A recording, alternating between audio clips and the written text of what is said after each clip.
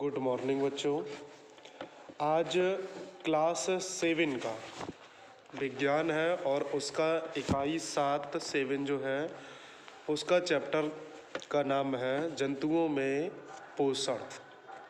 तो जंतुओं में पोषण से संबंधित जान लेते हैं कि पोषण क्या है, पोषण की आवश्यकता जंतुओं में क्यों पड़ती है और क्या होता है पोषण। आपने देखा होगा कि छोटे से पौधे होते हैं या छोटा सा जीव हो, यहाँ तक कि छोटा बच्चा खाते पीते रहते हैं, खाना खाया, फल खाए, दूध पिया, पानी पिया और धीरे धीरे उनका शारीरिक, मानसिक, बौद्धिक विकास होता चला जाता है। ये सब हमें कैसे प्राप्त होता है? जब कोई व्यक्ति, जब कोई जीव या मनुष्य किसी भोजन को ग्रहण करता है तो उस भोजन आपके दो प्रकार से प्राप्त, एक शाकाहारी भोजन, एक मांसाहारी भोजन। शाकाहारी भोजन में आपका फल, दूध, सब्जियां, अनाज, बहुत सारे सूखे मेवे होते हैं। उन सबको खाने से एक शरीर में ऊर्जा प्राप्त होती है और वो सारी ऊर्जाएं हमें भोजन से प्राप्त होती हैं और जीवों में भोजन ग्रहण करने और उसे पचाने की प्रक्रिया को पोषण कहते हैं। जंतुओं में पोषण क्या होता है? हमें भोजन को हमें ग्रहण करना है, भोजन को खाना है और खाने के बाद में सिर्फ खाना नहीं होता, उस खाने को पचाना और उससे जो वसा होता है, कार्बोहाइड्रेट होता है और भी बहुत सारे पोषक तत्व होते हैं, विटामिन्स होती हैं, उन सारी चीज़ों को शरीर हमारा क्या करता है? एब्जॉर्ब करता है, अवशोषित करता है। ये सारी प्रक्रिया को क्या कहते हैं? पोषण कहते हैं। पोषण की आवश्यकता क्यों होती है मनुष्य को? तो जब कोई व्यक्ति किसी काम को करता है तो उसमें क्या होता है? उसे अधिक बल लगाना पड़ेगा किसी काम को करने में, या उसकी ऊर्जा खत्म होगी। अगर ऊर्जा खत्म होगी तो उस व्यक्ति को ऊर्जा कहाँ से मिलेगी जिससे कि वो अपने काम को सुचारू रूप से करता रहे? तो उसके लिए उसे क्या करना होता है? खाना खाना पड़ता है। जैसे मान लेते हैं कोई व्यक्ति 6 से 7 से 8 घंटे काम कर रहा है, तो शुरुआत में जब वो काम स्टार्ट करेगा तब उसके कार्य करने की जो एफिशिएंसी होती है, जो क्षमता होती है, वो बहुत अच्छी होगी। लेकिन जैसे जैसे समय बढ़ता चला जाता है, 1 घंटे काम किया, 2 घंटे, 3 घंटे, 4 घंटे, 5 घंटे काम किया, तो उसकी जो एफिशिएंसी होती है, क्षमता होती है, वो क्या होती है? कम होने लगती है। उसका कारण क्या होता है कि उसके शरीर में जो ऊर्जा होती है, जो उसने खाना खाया होता है, वो ऊर्जा उसे प्राप्त नहीं हो पाती है, खर्च हो जाती है, जिस वजह से वो सारी ऊर्जा खर्च होने पे उसके काम करने की क्षमता, एफिशिएंसी में कमी आ जाती है।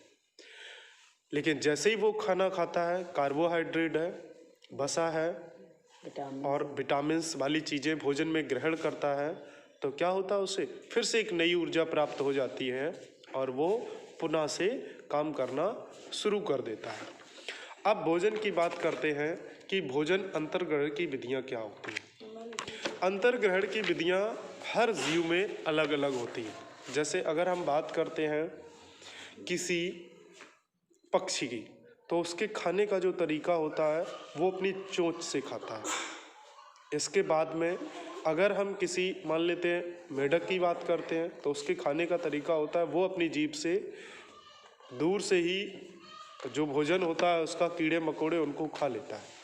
अब बात करते हैं मनुष्य की, तो मनुष्य के खाने का तरीका होता है, उसकी अलग अलग स्टेप्स होते हैं, अलग अलग विधियां होती हैं।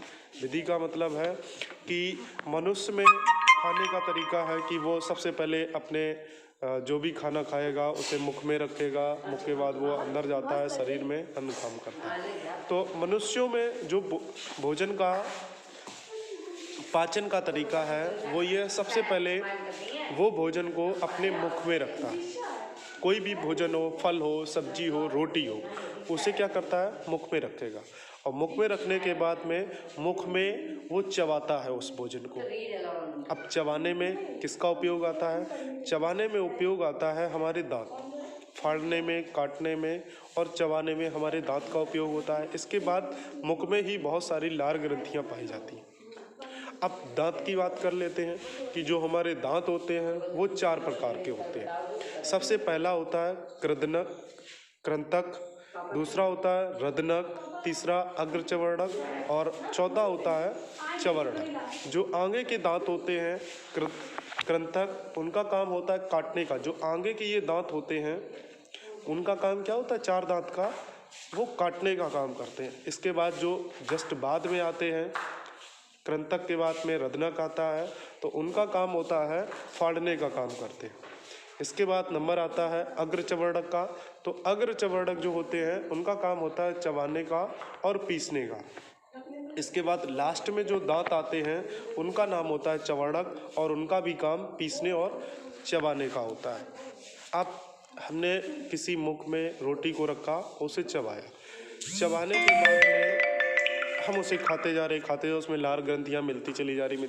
एक समय ऐसा आता है कि वो रोटी मुख में रखने के बाद धीरे धीरे जब उसको चबाते रहेंगे तो वो मीठी लगने लगती है।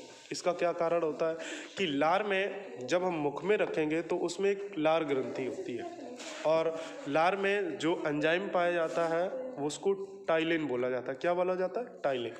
और उस टाइलिन का क्या काम होता है कि वो हमारे मुख में रखी हुई रोटी को जब हम चबाते हैं तो उसमें जो कार्बोहाइड्रेट होता है उसके जटिल कणों को किस में बदल देता है? मीठे ग्लूकोज में बदल देता है। इसी कारण से जब हम उसको चबाते रहते हैं अपने मुख में तो क्या होता है कि वो हमें मीठी लगने लगती है। इसके बाद में जो हमारा भोजन है वो कहाँ जाता है? हमारे मुख में चबाने के बाद में वो हमारा सीधा ग्रास नली से होते हुए आमाशय में पहुंचता है। अब जो आमाशय होता है उसमें क्या होता है कि एक जठर रस निकलता है और जठर रस निकलता है। इसके बाद आमाशय में ही हाइड्रोक्लोरिक अम्ल होता है और बच्चों में रेनिन एक एंजाइम होता है जो दूध को दही में बदलता है। रेनिन दूध को दही में बदलता है। लेकिन एक पेप्सिन द्वारा प्रोटीन का जो पाचन होता है आमाशय में। इसके बाद में आमाशय में एक जठर रस निकलता है, हाइड्रोक्लोरिक अम्ल होता है। तो वो क्या करता है, हाइड्रोक्लोरिक अम्ल हमारे भोजन में उसको अम्लीय बना देता है और जब भोजन अम्लीय हो जाएगा तो क्या होता है उसमें जो छोटे जो जीवाणु होते हैं, सूक्ष्म जीवाणु, वो क्या होते हैं, नष्ट हो जाते हैं। जिससे कि हमारा भोजन 2 से 3-4 घंटे तक 3 से 4 घंटे तक वो हमारा भोजन आमाशय में सुरक्षित बना रहता है, यानी कि सड़ने से बचाता है। इसके बाद वो भोजन हमारा वहाँ से होते हुए इसके बाद पित्ताशय पड़ता है, उसमें पित्तरस होता है और इसके बाद अग्नाशय होता है, उसका अग्नाशयी रस होता है और ये बढ़ता हुआ हमारा छोटी आंत में पहुंचता है। अब छोटी आंत जो होती है उसमें अंगुली जो होता है, अंगुली नुमा उभार होते हैं छोटी आंत में और उसमें क्या होता है, जो ये भोजन होता है उसमें से भोजन के पोषक तत्वों को अवशोषित कर लिया जाता है। अवशोषित होने के बाद में भोजन हमारा बड़ी आंत में पहुंचता है और बड़ी आंत में जो हमारा जल होता है, तरल पदार्थ में भोजन हो जाता है, लेकिन जैसे ही वो बड़ी आंत में पहुंचता है तो उसमें से जितना भी लिक्विड होता है, यानी कि जो तरल पदार्थ पानी होता है, उसको क्या होता है, बड़ी आंत जो होती है वो उसे अवशोषित कर लेती है और इसके बाद वो हमारा जो बचा हुआ भोजन है जिसका हम पाचन नहीं कर पाते हैं या पचा हुआ भोजन हमारा क्या होता है, बाहर मल द्वार के द्वारा बाहर कर दिया जाता है, बाहर हो जाता है। तो हमारे भोजन की जो पोषण की प्रक्रिया है वो अंतर्ग्रहण यानी भोजन को ग्रहण करना। इसके बाद में भोजन क्या होता है, पाचन होता है, भोजन का पाचन होता है। पाचन होने के बाद उसमें जितने भी एंजाइम होते हैं वो मिलते हैं, भोजन को सूक्ष्म मतलब जटिल से सरल अणुओं में विखंडित करते हैं। विखंडित करने के बाद में उसमें अवशोषण होता है, अवशोषण के बाद में स्वांगीकरण होता है, स्वांगीकरण के बाद में बहिक्षेपित कर दिया जाता है, यानी कि बहिक्षेपण हो जाता है, उसको हम मल द्वार से बाहर निकाल देते हैं। तो ये एक मनुष्य में भोजन का पाचन होता है। ठीक है, आज का चैप्टर इतना ही है। धन्यवाद।